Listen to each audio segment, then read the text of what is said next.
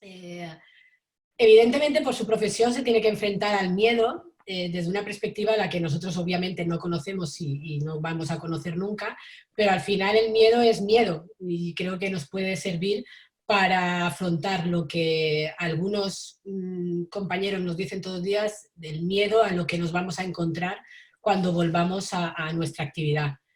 Porque ahora estamos viviendo una situación anómala y cuando volvamos seguramente va a ser una situación anómala y que a la que no estemos acostumbrados. Entonces, desde su visión súper mega profesional, seguro que nos transmite pinceladas para afrontar lo que tengamos que ver cuando volvamos a nuestra actividad. Y para hacerlo, bueno, no sé si sabéis porque estaba ya publicado en redes, Julio iba a estar con nosotros en el congreso de FI Conecta que íbamos a celebrar en Valencia en mayo, el 15 y 16 de mayo.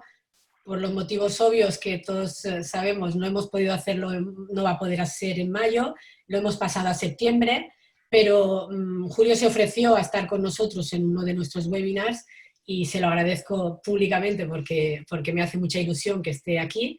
No hemos querido hacerlo en modo charla, hemos querido que tuviera otro formato diferente y buscamos que fuera tipo entrevista. ¿Y quién mejor que nuestro gran Tito Beltrán, Vicente, que maneja la comunicación como nadie de los que somos inmobiliarios y va a hacerle una entrevista sacándole pues, información que nos pueda venir bien a los inmobiliarios. Y ya, bueno, a ti todo no hace falta muchas presentaciones, así que los dejo a ellos que empiecen la charla esta informal y vamos a disfrutar un ratito todos. Pues buenos días a todos. Un placer estar otra vez con vosotros compartiendo un ratito por la mañana, otro viernes, como aquel viernes de creo que hace un par de semanas más o menos, ¿no? Que tuvimos un webinar, que fijaros que ese día estábamos hablando de ese mundo VUCA, ¿no? Que tanto se escucha hablar ahora, ¿no? Ese mundo volátil, incierto, cambiante, ambiguo, ¿no? Esta situación. Y hoy pues vamos a hablar con Julio. Yo estoy mirando, Julio, ¿qué tal? Buenos días. Buenos días, ¿qué tal? ¿Cómo estáis? Muy bien. Aquí encantado de estar con vosotros. Bueno, te veo ahí que ya te va dando también el sol. Estupendo, sí. Fantástico. Y yo estuve mirando, porque Julio es coach, tiene una web muy interesante que es gestiondelmiedo.com, si me permites que lo mencione, sí, Julio. Sí, por favor. Gestiondelmiedo.com, y veo que, bueno, tú eres coach ya desde hace bastante tiempo, ¿verdad? Al margen sí. de... Y te has especializado en gestión del miedo, liderazgo de equipos. ¿Voy encaminado más o menos por lo que he estado mirando yo en tu web? Sí, efectivamente, mi especialidad es la gestión del miedo, liderazgo valiente, trabajo en equipo y motivación. Estás dentro de lo que se denomina coach ejecutivo, ¿verdad? Porque el coach hay un coach más personal, más vivencial o más de vida, sí. El coach de vida que llaman, ¿no? Y el coach ejecutivo, ¿no? Que va más destinado a este tipo de... Efectivamente, yo trabajo mucho en sesiones de coaching ejecutivo con líderes o con jefes de equipo, con CEOs, sí, es mi trabajo. Y yo te quería hacer una pregunta, Julio, ahora que empezábamos por ir calentando un poco. ¿Cómo se combina estas dos actividades que tú tienes, ¿no? ¿Cómo las combinas y me encantaría preguntarte, que es una pregunta que no hemos comentado, porque, bueno, estuvimos hablando otro día de algunas cosas un poco, ¿no? De cómo podíamos plantear la entrevista un poco entre él y yo. Pero yo me he preguntado otro día, ¿cómo combinas tu profesión, ¿no? Como TEDx con esta profesión de coach y cómo se complementa una cosa con la otra? Bueno, a raíz de ser TEDx, yo he descubierto muchas veces lo que es el miedo a morir, ¿no? Y esto lo he trasladado al mundo de la empresa. Nosotros trabajamos en equipo y los equipos es donde reside realmente la fuerza de nuestra actividad, ¿no? Aunque sea un trabajo muy individual. Y yo creo que en la empresa también hay una gran soledad en el líder, pero sin su equipo el líder no tiene sentido. Y todos estos aprendizajes de mi vida profesional los he trasladado al mundo de las emociones y de la gestión de la incertidumbre, del riesgo, del miedo y de los equipos. ¿Y cómo lo compagino? Pues sí, organizándome muy bien el tiempo y trasladando esos aprendizajes al mundo de la empresa. Y me gustaría preguntarte, porque a raíz de tener que hacer este webinar o esta sesión o esta entrevista, yo pues volví a releer algunas cosas y volví a buscar algunas cosas y estuve buscando las definiciones del miedo, ¿no? Y me encontré con unas definiciones interesantes que, bueno, están también en la Real Academia de la Lengua, en la RAE, Dice, Sí. sensación de angustia provocada por la presencia de un peligro real o imaginario. Sí. La verdad es que esto de real o imaginario me llamó la atención y luego, fíjate, profundicé para poder preguntarte alguna cosa y leí que decía, el ser humano nace con solo 2 miedos innatos, el resto son adquiridos. De ahí que los bebés solo tengan miedo a 2 cosas, a caerse y a los ruidos fuertes. Uh-huh. Me interesó mucho y te quería preguntar, ¿cuál es el papel realmente del miedo en nuestra vida? ¿Qué función tiene, según lo que tú has ido profundizando, lo que ha sido, qué función tiene el miedo? ¿Para qué existe el miedo para los seres humanos? Vamos a ver. El miedo efectivamente es una emoción provocada por la percepción de un peligro real o imaginario, pasado, presente o futuro. Esto es algo que nos diferencia del resto de las especies, ¿no? Tememos cosas o situaciones que no han ocurrido nunca y que quizás nunca se produzcan. ¿Qué función tiene? Una básica, que es salvarnos la vida. Al miedo le preocupa mucho la seguridad, le preocupa mucho que nuestra esencia, que nuestro cuerpo no pierda la vida, ¿no? Y para ello a mí me gusta trabajar con el miedo desde una forma positiva, no paralizante. Cuando el miedo aparece trae un mensaje que te dice, pues estoy detectando largas horas de esfuerzo y sufrimiento, o angustia, o tensión, o incertidumbre, ten cuidado, hay una trampa, estamos en una crisis, veo dificultades, veo mucha competitividad, ¿no?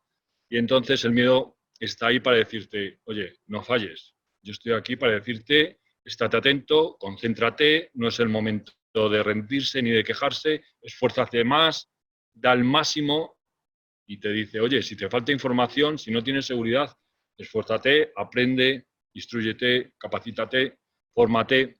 Este es el mensaje que para mí trae el miedo y por eso para mí pues el miedo no es un enemigo, ¿no? Cuando el miedo te ha salvado la vida, el miedo se convierte en un amigo. Y lo único que yo no le dejo que tome el mando, porque entonces me encontraría con esas personas que ante una catástrofe o una emergencia se quedan paralizadas y no saben cómo actuar, porque el miedo tiene eso, ¿no? Que enseguida te secuestra el cerebro y te paraliza.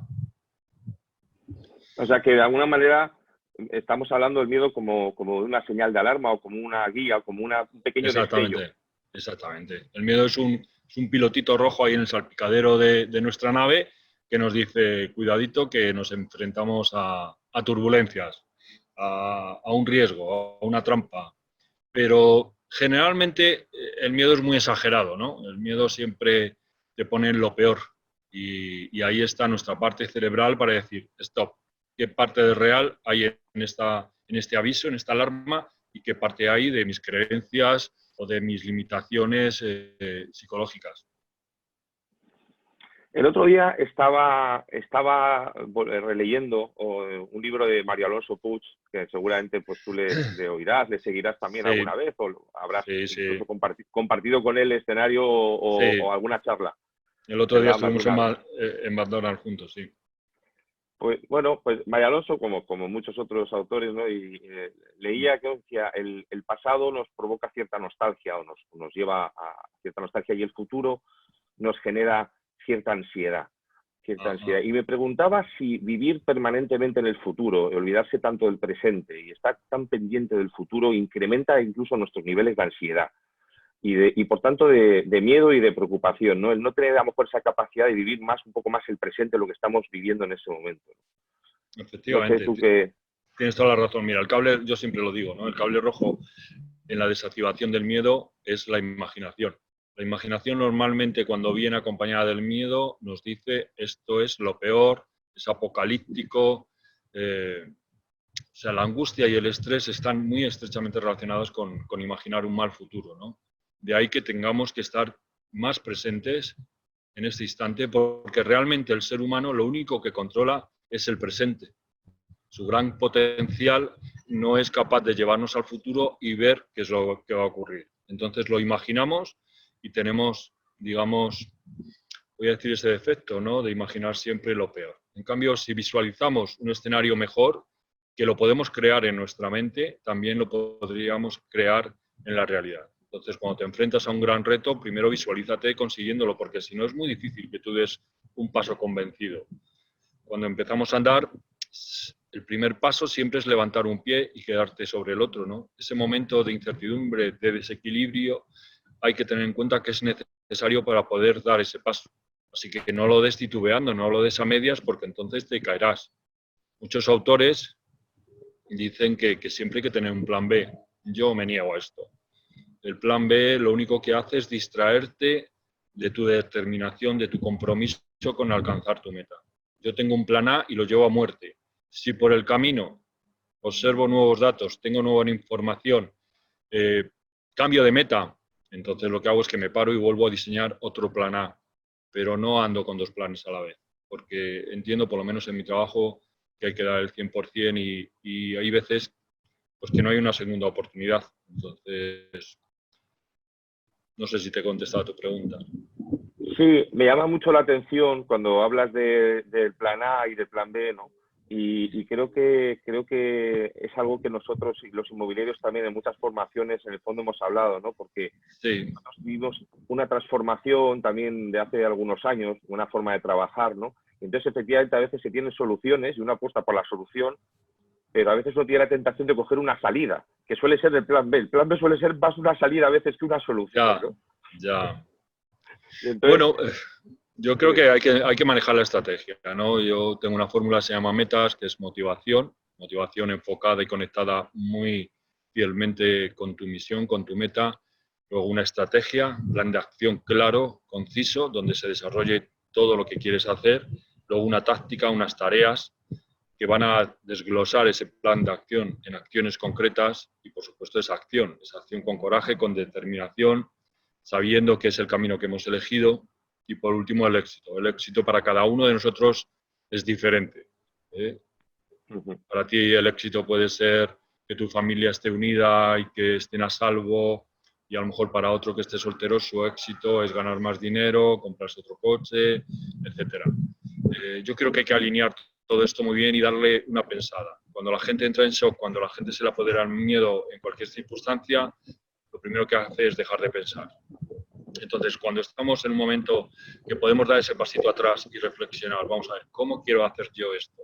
¿Qué es lo que voy a hacer para conseguirlo? ¿Cuáles van a ser las acciones concretas? ¿En qué plazo? ¿En qué tiempos? ¿Qué herramientas necesito? ¿O qué necesito aprender para no fallar? Todo esto es importante en cualquier proyecto financiero, empresarial o técnico. ¿Lo abordas tú mucho el miedo? ¿Lo abordas mucho también desde el conocimiento, desde la preparación, que te he oído hablar bastantes veces de ello? Es decir, ¿crees que realmente el miedo, por lo tanto, está basado en esa especie de creencia de que algo malo o terrible me va a pasar o que no estoy preparado para afrontar lo que viene? Porque además parece que el miedo es algo que viene como de frente, no sé, que se aproxima. Y que viene seguramente, yo lo veo siempre mucho más del futuro el miedo, más que del pasado, ¿no? El pasado me cuesta más recordarlos. Puedo recordar el miedo, pero no sentirlos, claro, es distinto, ¿no? Sentir que recordar son cosas diferentes, ¿no? Sí. No sé. Yo la verdad es que la palabra miedo la utilizo mucho porque es con lo que trabajo en mis conferencias y mis cursos, pero yo en mi vida profesional cambio la palabra miedo por falta de información. ¿Qué es lo que necesito saber y hacer para estar más seguro? Para no tener miedo. En cuanto al miedo, le das información, le das certezas, el miedo se desvanece. Cuando tú miras al miedo a los ojos y dices, pero vamos a ver, ¿qué me quieres decir? ¿Qué me estás diciendo? ¿Por qué te quieres apoderar ahora del control? Y tú le das información, imagínate en un incendio, ¿no? Por ejemplo, si yo te digo no tengas miedo, esto no te va a cambiar a ti la situación. Ahora, si te digo, ahí está la puerta de emergencia, coge la escalera, baja hasta el portal, sale a la calle, cruza y vete al camión de bomberos, esto te da unas pautas y unas herramientas que si tú las utilizas seguramente te mantengas a salvo. Entonces al miedo hay que darle información que le dé seguridad, información veraz, no ruido. Por eso yo me esfuerzo en buscar información que me vayan quitando esas capas de la cebolla y vaya yo sabiendo a qué me estoy enfrentando realmente. Al miedo hay que ponerle también un nombre, ¿no? ¿Realmente qué es lo que temes? Y luego hacerte otra pregunta. ¿Qué es lo que sería yo capaz de hacer si no tuviese miedo? Y ahí aparece ya la fuerza del héroe, ¿no? Yo siempre digo que todos tenemos a un héroe en el armario. Pues déjalo salir, ponte ese traje, ponte esa gorra, coge ese boli que te da seguridad, ponte tu mejor camisa, tu mejor americana, tu mejor falda, tu mejor blusa, lo que quieras. Pero vístete para la ocasión, para este gran reto. Ahora mismo en este coronavirus, yo todos los días recibo llamadas de gente que lo está pasando muy mal, que está enferma o que ha perdido un ser querido o que está arruinado o que ve que su negocio se va a la quiebra. Pues oye, es que toda la vida nos hemos estado preparando para este momento. Esto tenerlo claro. Todo lo que tú sabes, todas tus herramientas, todas tus experiencias, en este momento te van a exigir el máximo, porque nos enfrentamos a un reto que la verdad no se puede medir. Estamos en plena incertidumbre. Realmente no es un riesgo. El riesgo siempre le puedes medir. En este caso no vemos los límites ya que nos enfrentamos. Entonces hay que marcar una ruta con un paso corto para que poco a poco vayamos viendo el siguiente escalón. No es un camino diáfano que ya lo conocemos y podemos acelerar. No, en este caso no sabemos muy bien. Vamos con una linterna un poco a gatas, palpando, pero hay que marcar una dirección. Eso sí hay que marcarlo. Y tomar la decisión. ¿En qué papel te quieres poner? ¿En el de víctima o en el de responsable?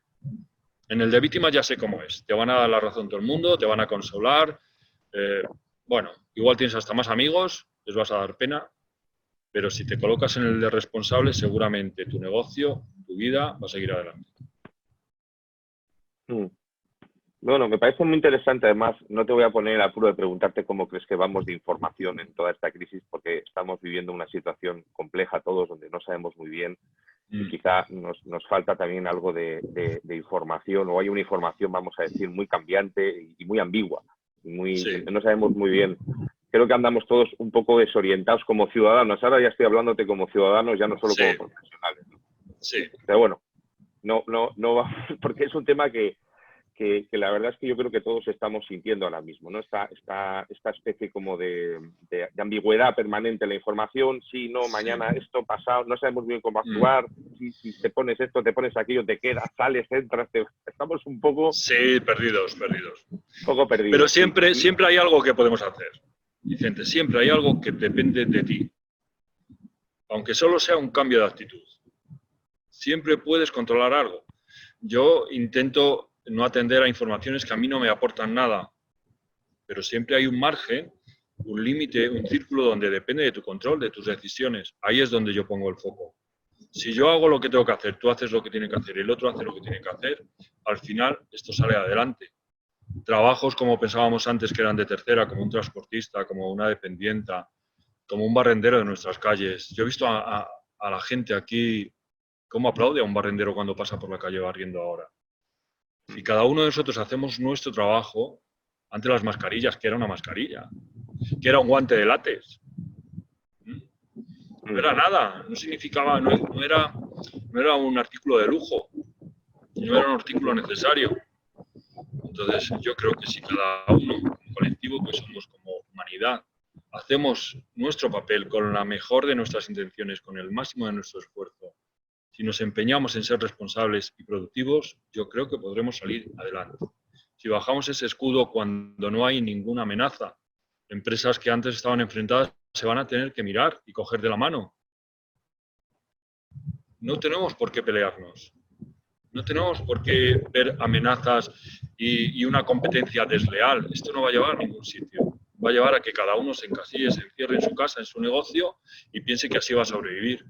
Y yo pienso que sobrevivir va a depender de que todos rememos en la misma dirección y que cada uno, que el cliente elija si quiere ir a tu negocio, quiere ir al de enfrente. Y para eso vas a tener que mostrarte realmente con honestidad como eres. Que realmente yo diga, me fío de esta persona. Siempre en la venta lo que ha vendido ha sido la seguridad, la confianza. Este momento va a ser muy especial para seguir generando confianza. Bueno, esto es muy grande esto, ¿no? Es un melón muy grande porque sí. Claro, la base del liderazgo, yo lo he dicho alguna vez, se basa en la confianza, ¿no? Se hizo un estudio ante 100.000 personas durante 30 años, 3 décadas, qué cualidades valoraban en un líder, ¿no? Y la primera que salía, aparte de dar ejemplo, que es principal, ya lo decía Einstein, ¿no? Que la única manera de influir era dando ejemplo, es que sea honesto. Y de la honestidad se deriva la confianza. Si yo no confío en ti, todo lo que me digas, no lo voy a creer. Si no confío en ti, pues está claro que no te voy a dejar que me cuides la espalda y que me la cubras, ¿verdad? Yo creo que la confianza es en lo primero que tenemos que trabajar ahora. Y en la humanidad, en la bondad, Todas estas cosas, todos estos anuncios que salen ahora en televisión, cómo han dado un golpe de timón y hablan todos del ser humano, ¿no? De las emociones, de la confianza, de la vulnerabilidad. Todo esto que antes nos empeñábamos en cubrir, ¿no? De ir de seguros por la vida, de superhéroes mal vistos. Porque para mí ser un héroe, lo primero es ser una persona humilde, voluntariosa, enfocada en ayudar al prójimo y no a ti mismo. Pues todo esto está cambiando. Yo espero que dure en el tiempo y que no sea como en la crisis del 2008, que algunos aprendieron a fuerza de sufrir y otros, bueno, pues se les olvidó y aquí hemos llegado. Sí. Y luego me interesaba también mucho preguntarte y hablar un poco sobre el miedo vivido en colectividad, ¿no? ¿Te acuerdas que lo hablábamos otro día, ¿no? Sí. Cuando se vive en colectividad, ¿no? Y yo te mencionaba algunos ejemplos antiguos del pasado, ¿no? Que veíamos en su día, ¿no? En la Facultad de Periodismo hablábamos del caso de Orson Welles, ¿no? En La Guerra de los Mundos. El famoso programa radiofónico que fue precedido por realmente el primero que hizo esto fue Frank Knox en Inglaterra, año 26, 10 o 11 años antes que Orson Welles ya hizo algo parecido en la radio, ¿no? Generando una situación de miedo colectivo elevadísimo, con una... Entonces, yo veo que efectivamente el miedo en colectividad a veces se dispara de una manera un poco loca, un poco absurda a veces, que se nos escapa de las manos, ¿no? Sí, es una histeria, sí, total. Mira, todas las emociones se contagian, todas, y el miedo especialmente.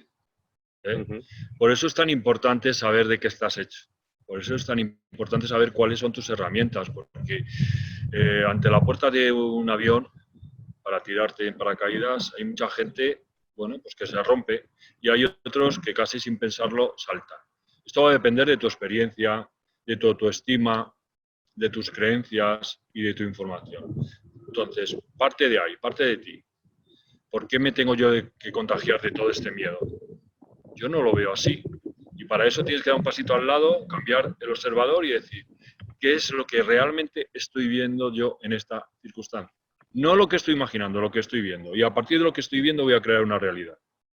La Guerra de los Mundos, como dices tú, George Orwell, pues tenía esa amenaza, ¿no? De que nos iban a invadir los extraterrestres.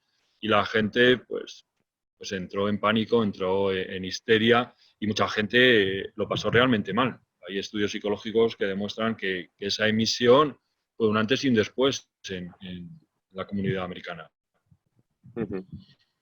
Y una pregunta, Julio, tú a nivel personal, ¿en qué situaciones has sentido un miedo, ese miedo insuperable? Fíjate que el miedo es un tema bastante interesante, la gestión del miedo. Yo la verdad es que me ha gustado mucho poder volver a leer algunas cosas, ¿no? Porque hasta nuestro derecho, en el derecho romano ya se articulaba, ¿no? Que lo hemos heredado nosotros, ¿no? El famoso miedo insuperable, que es un atenuante en todos los procesos penales, además. Sí. ¿En qué situaciones tú has sufrido un miedo casi insuperable y cómo te sobrepusiste o cómo saliste? En situaciones muy concretas que nos pudieras, no sé, compartir con nosotros ahora. Pues mira, la primera fue en los Boinas Verdes. Yo había tenido algún conato de este miedo que os voy a contar, pero ahí se manifestó de una forma real, ¿no? Yo he sido durante muchos años claustrofóbico. Ya no estamos hablando de un miedo, estamos hablando de una fobia. Y recuerdo que en los diferentes ejercicios que estas unidades hacen, había un ejercicio que llamaban el conguito. El conguito era una trinchera cavada en la tierra que cubrían luego con uralita y con tierra y se quedaba a oscuras. Y era como una conejera, no sabías muy bien por dónde ibas a salir ni qué te ibas a encontrar. El tamaño de esa trinchera era la de un hombre tumbado. Esa era la altura.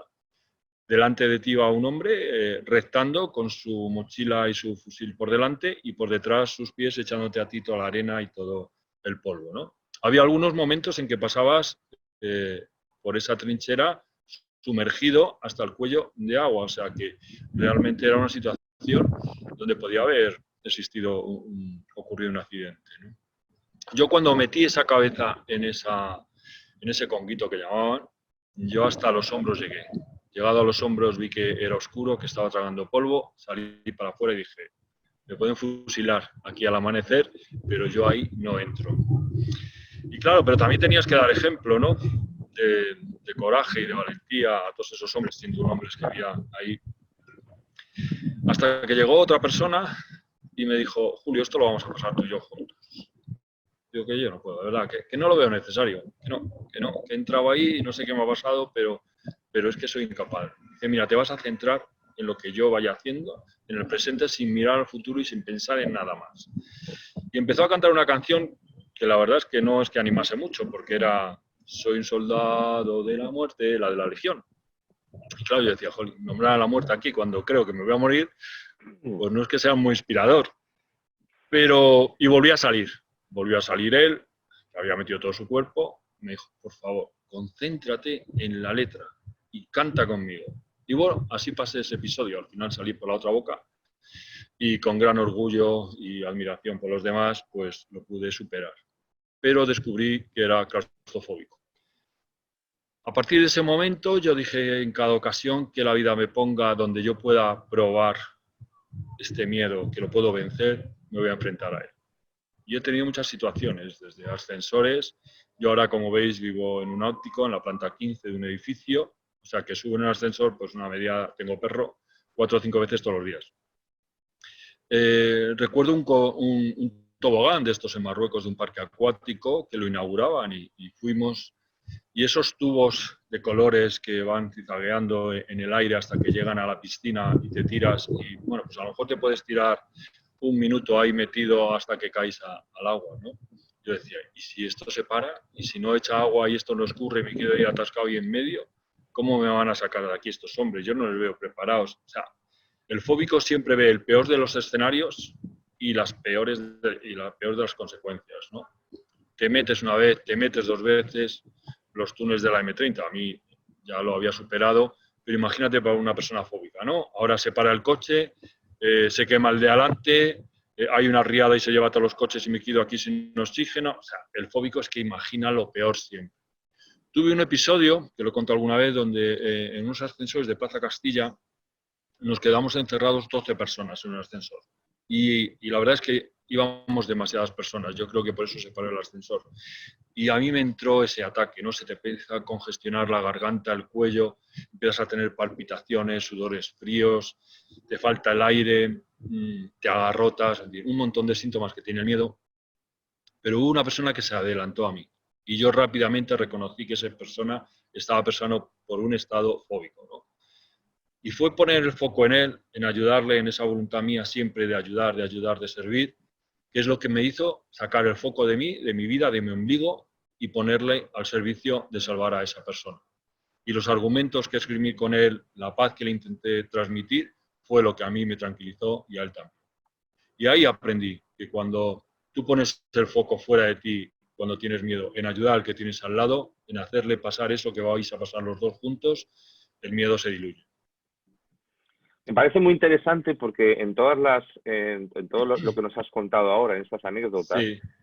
Percibo claramente que aparte de efectivamente sacar el foco de ti, tiene que ver mucho con el focalizarse en lo que estás haciendo en ese momento, con el momento presente, ¿no? Y olvidarte de pensar en la consecuencia futura y traerlo al momento, ¿no? Esa canción, focalizarte en la letra de una canción, en la respiración, focalizarte en otra persona que tienes al lado para acompañarle o para poder...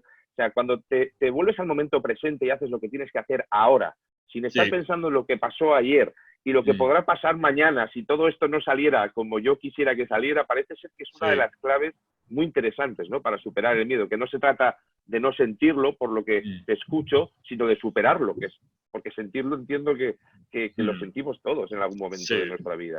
Pero mira, ser valiente es un don que tenemos todos, y a ser valiente se aprende.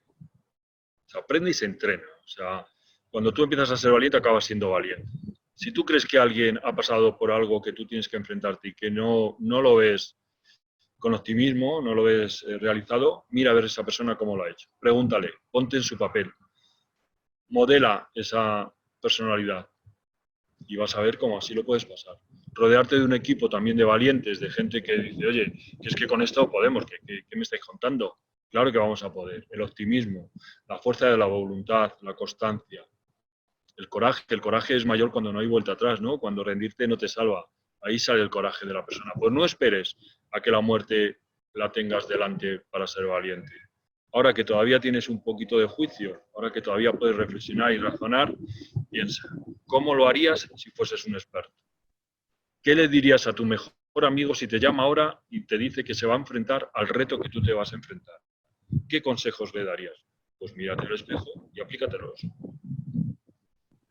¿Quieres decir que ser valiente en el fondo es una decisión? Por supuesto, por supuesto. La primera decisión que tienes que tomar es si lo quieres afrontar o no, pero así, sin más. ¿Esto lo voy a superar, sí o no? Porque a lo mejor dices sí y al final te ganan. Pero hay mucha diferencia entre que te ganen a que te rindas. Mucha diferencia, sobre todo para autoestima, sobre todo para futuros proyectos. Y además es que cuando tú dices que no te rindes, es que la cosa cambia muchísimo. O sea, todo lo que pones ahí es muy diferente a cuando vas a medias. Porque cuando vas, bueno, a ver si tengo suerte, ¿no? Confía en la buena suerte, que para mí es una temeridad, desde luego, es un salto en la oscuridad. Yo confío en el trabajo, en la decisión, en los equipos, en la determinación, en la buena información, en los buenos planes estratégicos, en la fortaleza del ser humano. Ahí es donde yo pongo el acento, ahí es donde yo me quiero fijar. No, otro modo de vivir no lo entiendo. Sí, o sea que la valentía en el fondo también es una decisión, igual que la felicidad. Yo siempre digo que la felicidad no es un estado de ánimo, sino que es una decisión que se tomas tú, que tienes que levantar por las mañanas y decidir que eso va a ser así, ¿no? Y siempre yo creo que nos llenas de ánimo también, ¿no? Porque de alguna manera estás diciéndonos nada está perdido hasta que dejas de intentarlo, ¿no? No te has derrotado hasta que tú dejas de intentarlo. Mientras no dejes de intentarlo y no dejes de luchar y de tomar esa decisión, y me parece un mensaje muy interesante. Y de aprender de nuestros errores, ¿no? O sea, claro. Yo el foco no le tengo en no cometer errores, yo le tengo en aprender si algo no sale bien. ¿Qué es lo que ha fallado aquí? Y desde ahí elaborar un nuevo aprendizaje y una nueva acción. No se trata de ser un ingenuo. O sea, cuando uno se enfrenta al miedo, tiene que asumir que va a sufrir, que se va a cansar, que le va a costar. Esto lo tienes que asumir, no puedes pensar que es solo, bueno, cuestión de actitud y de motivación o no, también es de esfuerzo y de formación. Vas a tener que hacer algo diferente a lo que no estás acostumbrado, por eso te ha llegado el miedo. Pero es que detrás del miedo está tu aprendizaje, está tu superación personal y profesional. Detrás del miedo está tu héroe, detrás del miedo está tu meta. ¿Quieres alcanzarla, sí o no? Si tu hijo estuviese ahí al otro lado, ¿te tirarías, sí o no? Pon a tu hijo, pon a tu familia, pon lo que más quieres ahí delante. Y ahora pon el miedo en medio. Dime, ¿lo vas a pasar por encima, sí o no? A lo mejor es un poco drástico. Sí, es que estás contando esto y me llamó mucho la atención en algún vídeo que vi tuyo, que tú además lo has contado en alguna ocasión y en alguna entrevista y demás, ¿no? Sí. Como en una sala preguntaste si vierais a una persona que se está ahogando, ¿cuántos de vosotros se tirarían? Y bueno, levantaron la mano de esas 200 personas, ¿eh? Pues levantaron la mano apenas. Ninguno. Si no le conocen, ninguno. Si les digo que es un río de aguas bravas y que puede peligrar su vida. Sí. Pero fíjate que la segunda pregunta tuya fue, bueno, ¿y si fuera un niño la persona que se está ahogando? Entonces ya la levantaron unos poquitos más, joder, porque se apiadaron, ¿no? Parece que se apiadaron. Sí. Y la tercera pregunta que fue definitiva, ¿no? Cuando te quedaste mirando a la sala, la gente dijiste, ¿y si fuera vuestro hijo? Y entonces todos levantaron la mano. Así es. Algunos se lo pensó un poco, ¿no? Sí, efectivamente, para la vida que me está dando, ¿no? Que se lo lleve el Señor y que me lo cuide. Sí. Por ponerle un poco de humor al tema, ¿no? Pero es así. Y ahora estos días, recordando esa charla, ¿no? Y ese ejemplo que yo he dado varias veces, te emociona, ¿no? Te emociona ver y te da esperanza, que la valentía requiere de mucha esperanza, ver como personas totalmente anónimas, solo por un acto de profesionalidad, de vocación, de servicio, están arriesgando sus vidas para salvar a otras personas que no conocen de nada. Se están quedando en los hospitales a dormir para no contagiar a sus hijos o a sus parejas. Y lo están haciendo ante un desconocido. No es su hijo ni es su hija. Es un español anónimo como él y él está dispuesto ahí a darlo todo. Y esto a mí me emociona. Que es verdad que yo hablo mucho de héroes y la gente dice, ¿pero de qué me estás hablando, Julio? Esto es de las películas, que sí. Y claro, yo es que como lo tengo tan interiorizado, esta grandeza del ser humano, que cuando dice vamos para allá, o sea, es que hay cantidad de ejemplos desde los que estuvieron encerrados 40 días, a 72 días en la cueva, los que estuvieron 72 días en la tragedia de los Andes. Tanta gente ha demostrado en casos puntuales cómo el ser humano es capaz de sobrevivir en los campos de concentración, que esa actitud, ese coraje, esa semilla que tenemos de dioses, de valientes, es tan potente que cuando la regamos, cuando la dejamos crecer, cuando nos creemos que podemos ser parte de la solución, es que todo cambia. O sea, a mí me desgasta mucho esas personas que están todo el día quejándose y viendo lo malo y contándote, llamándote para contarte noticias tremendas. Me cachis en la mar. Es que no ves otra cosa en el mundo más que tristeza, dolor y miedo. O sea, abre un poco los ojos, levanta un poco la barbilla, mira al horizonte, que todo esto lo ha hecho el ser humano. Mira esa luna, ahí ha estado el hombre. ¿Cómo lo ha conseguido? Mira ese niño que acaba de nacer. O sea, ¿no ves ahí un potencial tremendo? Porque si enseguida empezamos con el miedo, con las limitaciones, con el no puedes, con el te vas a caer, con ten cuidado, con estudia que si no, no vas a conseguir nada de la vida. Joder, dejar que desarrolle todo su potencial, toda su creatividad, toda esa poesía, todo ese arte, todo eso es único en el ser humano. ¿Por qué no valoramos eso? ¿Por qué no confiamos más en el vecino? ¿Por qué no nos paramos del coche a empujar a alguien que está teniendo dificultades? ¿Por qué no nos damos la mano? ¿Por qué no nos saludamos por la escalera? ¿Por qué no lo hacemos? Es que yo no lo entiendo. Es que no lo entiendo. Lo puedo entender a lo mejor en una gran urbe como pueda ser Madrid, que la verdad es complicado vivir. Pero es que vayas donde vayas te encuentras el mismo patrón. Tiene mucho que ver el miedo quizá en eso, el miedo Todo, social, el miedo a que no me todo. respondan, miedo a quedar en ridículo, miedo a... Al diferente. Al diferente lo tratamos como una amenaza. Y no es una amenaza, es diferente. Dale una oportunidad a eso. Porque del diferente tú te vas a nutrir. Del que es igual que tú no te va a enseñar nada nuevo. Si te pasas el día leyendo el mismo libro, aprenderás lo que viene en ese libro. Para aprender más tendrás que cambiar de libro, tendrás que pasar de página.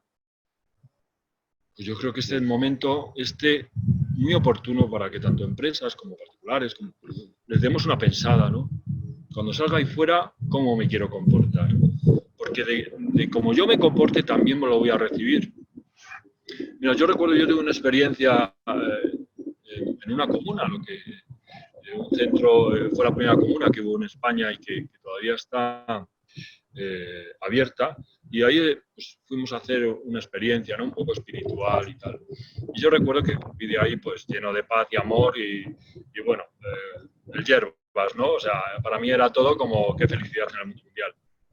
Y llegué a comprar al supermercado y era ya tarde, era casi las 8, y la dependienta, la cajera que estaba ahí pasándome los productos, cuando llegó al pan Bimbo, ¿no? Al pan de molde, lo cogió, y cuando yo lo fui a meter en la bolsa, aquello parecía más el mango de un Justi, o sea, había dejado todos los dedos marcados en ese pan, y decía, pero madre mía, Alma de Cántaro, pero qué tensión llevas, ¿no? Pero cómo te encuentras así tan enfadada, qué es lo que te pasa y tal. Fue una conversación, 4 frases, pero esa mujer se tranquilizó, se disculpó, y a partir de ese momento volvió a salir esa persona que dijo, ostras, que no merece la pena estar yo así, pero ¿por qué estoy yo así? ¿Por qué quiero pasar este momento así? Yo creo que si nosotros nos comportamos bien, cada uno de nosotros, vamos a contagiar al de al lado, y el de al lado al de al lado, y el otro al otro. Y va a ser una cadena de favores, una cadena de emociones positivas, No sé si me explico. Sí, yo creo, yo conecto muy bien desde ahí, yo creo que todos los que nos están escuchando también, que ya son unos cuantos, ¿no? Yo soy muy pesado, siempre repito mucho una cita de Marcel Proust, que es una de mis preferidas en todas partes, porque sí, yo creo que nos hemos dado cuenta todos, ¿verdad?, de que aunque nada cambie, todo cambia si tú cambias. O sea, la capacidad que tenemos nosotros de cambiar nuestro mundo, y el mundo en general, no nace de que los demás tomen la iniciativa, sino nace de que tú seas capaz de cambiar ese pequeño círculo de influencia que tenemos todos alrededor, ¿no? O sea, y te das cuenta de que aunque nada cambie en el mundo, si tú cambias, todo cambia. Efectivamente, lo decía Alejandro Magno ya, ¿no? Del comportamiento de cada uno depende el futuro de todos. Yo creo en eso, Cuando tú llegas a una sala y ves que la gente está encrispada y tensa, si tú utilizas el humor, si tú das un dato que tranquiliza, todo vuelve a estar bien. no contagiarse, lo que tú decías antes de este contagio colectivo, ¿no? Del miedo. Siempre hay una persona que da un paso al frente y algunos le siguen. Si sabe dónde va, si está convencido de cuál es su proyecto, de cuál es su meta, siempre hay alguien que dice, ostras, ese no sé dónde irá, pero lo que veo es que está seguro de lo que está haciendo y de dónde quiere ir.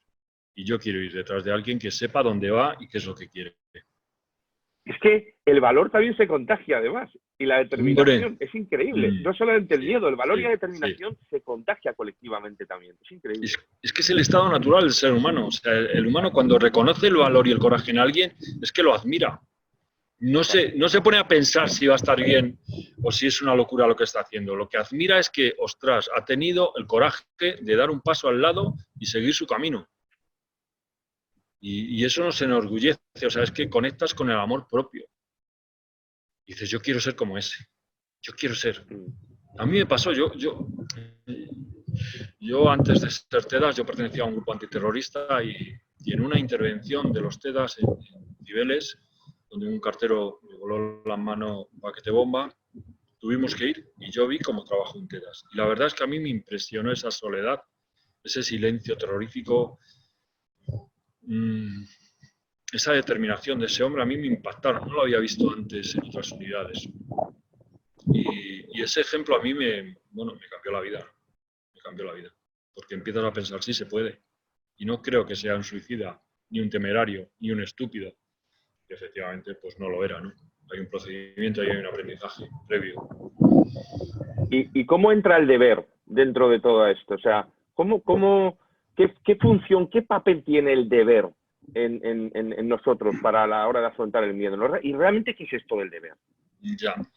Mira, en coaching se trabaja mucho con los deberías, ¿no? Tú deberías ser buen padre, buen empresario, buen jefe, buen compañero. Estos deberías no resuenan dentro de nosotros, porque es algo como que te lo imponen. El cumplimiento del deber tiene que ver con tu compromiso, con tu juramento. Bien, pues yo hice un juramento, como todos mis compañeros, en el cumplimiento de mi deber. Y yo sé cuál es mi deber.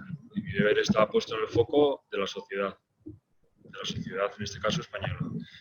Y a mí lo demás no le presto tanta atención. Unos van, otros vienen. Bueno, eso es una cuestión que a mí no me compete.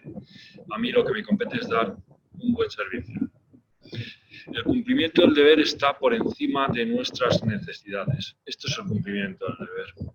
Yo, por ejemplo, pues eso, cuando vivíamos fuera de casa, ¿no? Teníamos una vida normal. Por muchos fines de semana yo decía, pues este fin de semana me apetece salir a navegar o me apetece salir a cenar, pero si yo me había comprometido con un proyecto y tenía que prepararlo, la presentación, o estudiar, o redactar y tal, yo me quedaba en casa, pero en casa además encerrado a cal y canto. El cumplimiento del deber está por encima de tus derechos. Si tú tienes a un hijo enfermo y están echando la final de la Copa del Mundo de fútbol y te encanta el fútbol, yo estoy seguro que te vas a levantar del sillón, vas a coger a ese niño que tiene 42 de fiebre y te lo vas a llevar al hospital. Porque tu deber está por encima de tus derechos. Ese es el cumplimiento del deber. Que tú tengas claro lo que está primero y lo que está debajo de eso. Pero el deber, entendido como ese compromiso, ese juramento que te haces tú a ti mismo, no como el debería que, sino como eso que nace de dentro de ti, ¿no? Que se dice que lo importante siempre sale de dentro. Y yo me pregunto entonces, que claro, todos los que nos están oyendo, seguramente en algún momento de su vida se hicieron un juramento a sí mismos, ¿verdad? Se hicieron una promesa, ¿no? Y se prometieron ser felices. Se prometieron buscar la felicidad, buscar el bienestar, cuidarse, cuidar a su familia. Y ese es el deber, ese es el juramento que tienen que cumplir ahora. Ese es el deber que ellos mismos se autoimpusieron, ¿verdad? Todo lo que nos están escuchando ahora mismo, ¿no? Y por eso no deberían buscar salidas fáciles a esta situación, ¿no? Sino soluciones. Y Julio, una pregunta. Sí, dime. No, que a veces prefiero escucharte a ti. Sí, que a veces la solución no es tan complicada. Normalmente lo sencillo suele ser lo más eficaz. Lo importante es tomar esa decisión y tener claro cuál es tu deber. Si tú lo tienes claro, además es que los demás lo van a ver, porque de ese deber tuyo se va a derivar tu templanza, tu palabra justa, tu gesto preciso. Se va a derivar todo lo que cuelga de ese deber, que es tu compromiso. Y volvemos a lo de antes. Cuando tú tienes un compromiso es que eso se transpira. Tú te das cuenta de que esa persona está cansada, que tiene que hacer otras cosas, pero le ves ahí trabajando y dices, joder, así da gusto, ¿no?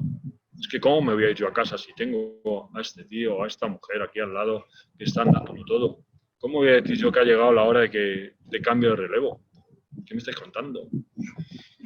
¿Y nos darías 3 consejos, 2 consejos, 3 tips, 4 pistas, alguna cosa para este momento que estamos viendo, de cosas sencillas, fáciles del día a día que nos pudieran servir de una manera práctica, que a la gente pudiera a lo mejor iniciar algún tipo de, no sé, de modelo de pensamiento, quizá un tipo de actitud determinada que nos pudiera echar un cable a toda esta gente que tenemos aquí en el grupo que nos está escuchando?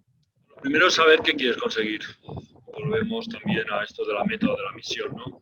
Define bien lo que quieres conseguir, en una frase, en una palabra. Cuando lo tengas bien escrito ahí en el papel, no en la cabeza, en el papel, delante de un papel y un boli, mira a ver, ¿qué tengo que hacer yo para conseguir esto? Entonces te invito a eso, a que reflexiones, reflexión, decisión, acción. Estos 3 pasos son impepinables. Reflexiona, decide y actúa. Y que salga el sol por donde salga.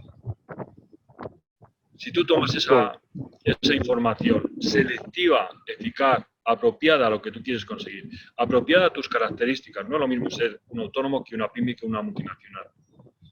Entonces, de acuerdo a tus circunstancias, mira a ver, ¿qué es lo que necesitas? Busca esa información. Ahora hay información por todos los lados. Es verdad que es demasiada y nos va a costar más encontrar la apropiada. Pero ¿qué es lo que necesitas para dar el siguiente paso? Solo ese paso. ¿Qué es lo que puedes hacer hoy para avanzar en esa dirección? No mañana, ni pasado, ni cuando salgas de la cuarentena. Hoy. A lo mejor es una llamada, a lo mejor es un correo, a lo mejor es algo tan sencillo como eso.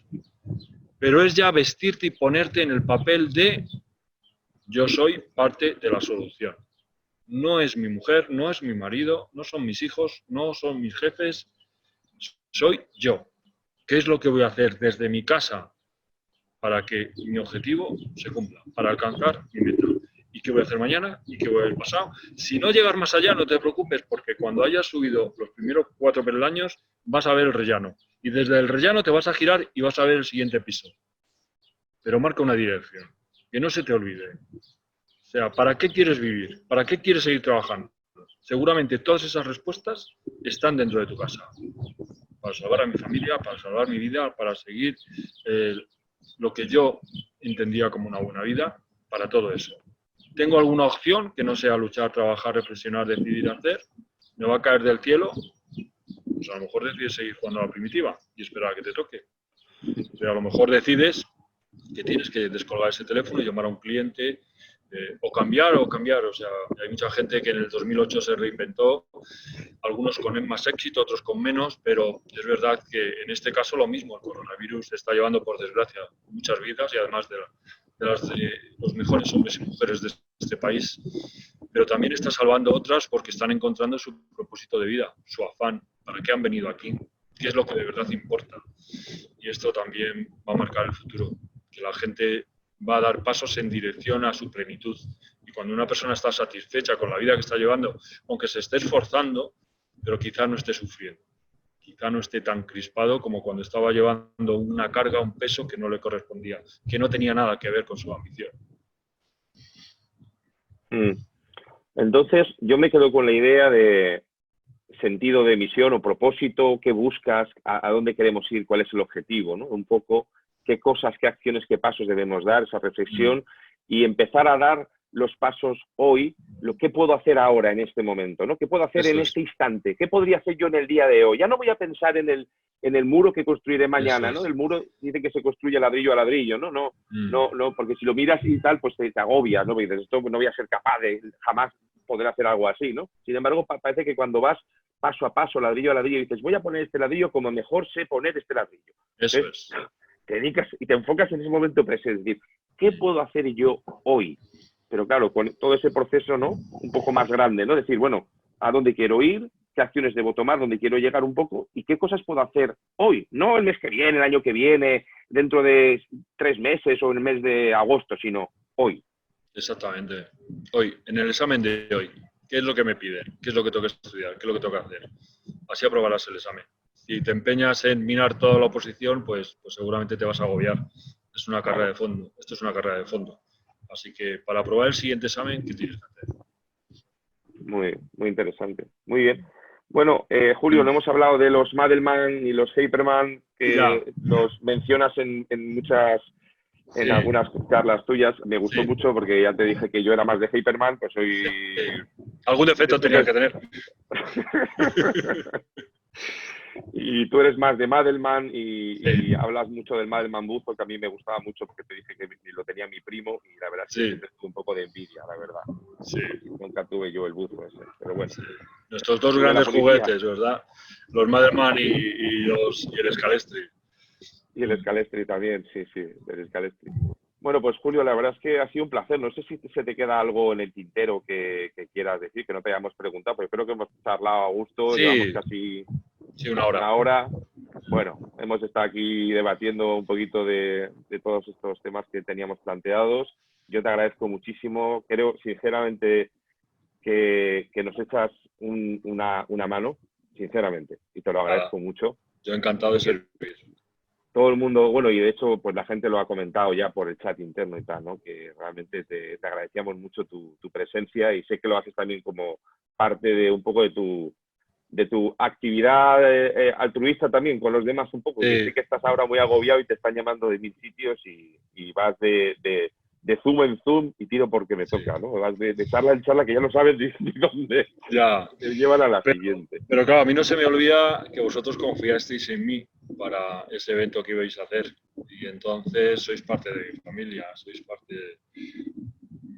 No sé, yo os tengo gran estima, con Nora he hablado alguna vez más y la verdad es que me encuentro muy a gusto con vosotros. Y la conversación que he tenido contigo por teléfono, pues yo qué sé, yo creo que todo el mundo opina lo mismo, ¿no? Se te ve un tío muy campechano, muy amigable, muy de estar por casa y te he visto con una inteligencia emocional, un bagaje cultural en este sentido que me ha sorprendido, la verdad, me ha sorprendido gratamente.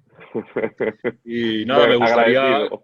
me gustaría conocer a todos los que han estado hoy en esta charla y puede ser a través de Instagram. Yo tengo ahí una página, se llama Gestión del Miedo, @Gestión del Miedo. Si ahí me pedís seguir, yo os podré poner cara y si queréis poner alguna palabra en el privado, pues así nos vamos conociendo. Y lo que espero y deseo es que hagamos ese directo, ese gran evento, porque son famosos vuestros eventos, claro, no solo de los ponentes que van, sino luego lo bien que lo pasáis y los manao que estáis todos, ¿no? Eso ya te digo que sí, ahí tenemos una fama terrible, vamos. Sí. Somos Buenísima. unos vividores. Sí, a mí me encanta.